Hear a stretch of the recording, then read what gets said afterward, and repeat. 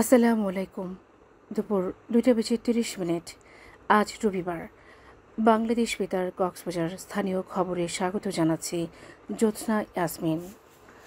কক্সবাজারের জেলা প্রশাসনের আয়োজনে জেলায় ছবিসহ ভোটার তালিকা হালনাগাদ ও ত্রয়োদশ জাতীয় সংসদ নির্বাচন উপলক্ষে মতবিনিময় সভা অনুষ্ঠিত হয়েছে। আজ জেলা প্রশাসকের সম্মেলন কক্ষে জেলার বিভিন্ন সরকারি দপ্তর ও আইনশৃঙ্খলা বাহিনীর কর্মকর্তাদের অংশগ্রহণে এই সভা অনুষ্ঠিত হয়। মতবিনিময় সভায় প্রধান অতিথির বক্তব্য রাখেন প্রধান নির্বাচন কমিশনার AASM নাসির উদ্দিন। প্রধান অতিথির বক্তব্যে সিইসি বলেন, সুন্দর ও উৎসবমুখর পরিবেশে সকল নির্বাচনের সফল বাস্তবায়নে স্থানীয় প্রশাসন, আইনশৃঙ্খলা বাহিনী সহ সংশ্লিষ্ট সকলকে নির্বাচন আইন অনুযায়ী স্ব দায়িত্ব সঠিকভাবে পালন করতে হবে। জেলা প্রশাসক মোহাম্মদ সালাউদ্দিনের সভাপতিত্বে এতে ভারপ্রাপ্ত পুলিশ সুপার শাকিল আহমেদ, অতিরিক্ত জেলা প্রশাসক নিজামুদ্দিন আহমেদ সহ সংশ্লিষ্টরা উপস্থিত ছিলেন। সভা শেষে সিইসি সাংবাদিকদের বলেন, একটি সুন্দর ও সুষ্ঠু নির্বাচনের জন্য সঠিক ভোটার তালিকা প্রয়োজন। আশা করা যায় আগামী জুন মাসের মধ্যে তা তৈরি করা যাবে। প্রায় 16 লক্ষেরও অধিক পেয়েছে আমরা মৃত ভোটার, 16 লক্ষেরও অধিক পেয়েছে মৃত ভোটার, যাদের নাম ভোটার লিস্ট থেকে বাদ দেওয়া হয় নাই, বাদ দিতে হবে, যাচাই করে বাদ দিতে হবে। একটা ভোটার তালিকা যদি ঠিক না হয় তাহলে ভোটটা তো ভালো হবে না। একটা কোয়ালিটি ইলেকশনের জন্য একটা কোয়ালিটি ভোটার তালিকা ইজ ফান্ডামেন্টাল রিকোয়ারমেন্ট। সুতরাং এই আমাদের whole process of finalising the voter list হচ্ছে পুরো কমপ্লিট করতে, প্রসেসটা কমপ্লিট করতে আমরা জুন মাস নাগাদ শেষ করতে পারবো, এরকম প্ল্যান আমরা নিয়েছি। কক্সবাজারের লাবণী বিচে হারিয়ে যাওয়া 3 শিশুকে উদ্ধার করে পরিবারের কাছে হস্তান্তর করেছে ট্যুরিস্ট পুলিশ। গতকাল পৃথক সময়ে এই শিশুরা হারিয়ে যায়। উদ্ধারকৃত শিশুরা হচ্ছে ব্রাহ্মণবাড়িয়ার মশিউর তাপসের 2 ছেলে মোহাম্মদ রাফতুল রব তাহসিন এবং রাহাতুল রব তামিম এবং চট্টগ্রামের পতেঙ্গা থানার নাজিরপাড়ার মোহাম্মদ আলমগীর হোসেনের ছেলে এনায়েত হোসেন। ট্যুরিস্ট পুলিশের অতিরিক্ত ডিআইজি আপিল মাহমুদ জানান, সমুদ্র সৈকতে অনেক সময় শিশুরা অভিভাবকদের কাছ থেকে বিচ্ছিন্ন হয়ে হারিয়ে যায়।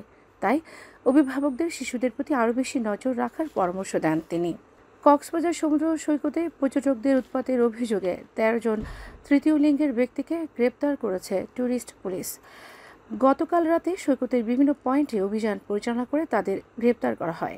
ট্যুরিস্ট পুলিশ কক্সবাজার রিজিয়নের ডিআইজি আপিল মাহমুদ গ্রেপ্তারের বিষয়টি নিশ্চিত করে জানান, সমুদ্র সৈকতের নিরাপত্তা রক্ষার্থে এবং পর্যটক হয়রানি লাঘবে এই ধরনের অভিযান চলমান রাখা হবে। টেকনাফে পুদিনা পাতা চাষে ব্যস্ত সময়ে পার করছেন চাষিরা। পবিত্র রমজান মাসে ইফতারের বিভিন্ন খাবার তৈরিতে সুগন্ধি ও ঔষধি পুদিনা পাতা ব্যবহার করেন অনেকেই। এই সময় বাজারে পুদিনা পাতার চাহিদা থাকে অনেক এবং দামও পাওয়া যায় ভালো। পুদিনা পাতা বপনের 40 থেকে 45 দিনের মধ্যে বাজারজাত করা যায়। স্থানীয় কয়েকজন চাষি বলেন, পুদিনা পাতা চাষের জন্য বেশি জমির প্রয়োজন হয় না, অল্প জমিতে পুদিনা পাতা চাষ করে সহজে উৎপাদন করা যায়। উপজেলা কৃষি কর্মকর্তা মোহাম্মদ জাকিরুল ইসলাম জানান, পবিত্র রমজান মাসে পুদিনা পাতার ব্যাপক চাহিদা বেড়ে যায়। এই সময় পুদিনার চাষ করলে এবং এর পাতা বিক্রি করলে আর্থিকভাবে লাভবান হওয়া যায়। বর্তমানে উপজেলার 10 হেক্টর জমিতে পুদিনা পাতার চাষ হয়েছে। আবহাওয়া আগামীকাল দুপুর 12টা পর্যন্ত 24 ঘন্টার পূর্বাভাসে বলা হয়েছে, অস্থায়ীভাবে আংশিক মেঘলা আকাশ সহ 2-1 জায়গায় বৃষ্টি অথবা বজ্রসহ বৃষ্টি হতে পারে।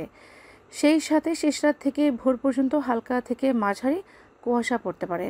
কক্সবাজার সমুদ্র বন্দরের জন্য কোনো সংকেত নেই। আগামী 24 ঘন্টায় দিন ও রাতের তাপমাত্রা সামান্য হ্রাস পেতে পারে। আজ সূর্যাস্ত যাবে সন্ধ্যা 5:54। আগামীকাল সূর্যোদয় হবে ভোর 6:17। আজকের সর্বনিম্ন তাপমাত্রা ছিল 20.8 ডিগ্রি সেলসিয়াস এবং সর্বোচ্চ তাপমাত্রা ছিল 32.2 ডিগ্রি সেলসিয়াস। এখন জানিয়ে দিচ্ছি বাকখালী নদীর মোহনা সংলগ্ন এলাকার সামুদ্রিক জোয়ার ভাটার সময়সূচি। আজ ভাটা শুরু হবে সন্ধ্যা 7:39 এবং চলবে রাত 2:29 পর্যন্ত। জোয়ার শুরু হবে রাত 2:29, চলবে আগামীকাল সকাল 8:16 পর্যন্ত। পুনরায় ভাটা শুরু হবে আগামীকাল সকাল 8:16, চলবে আগামীকাল দুপুর 2:12 পর্যন্ত। খবর শেষ হলো। আমাদের পরবর্তী খবর প্রচারিত হবে আগামীকাল সকাল 9:25।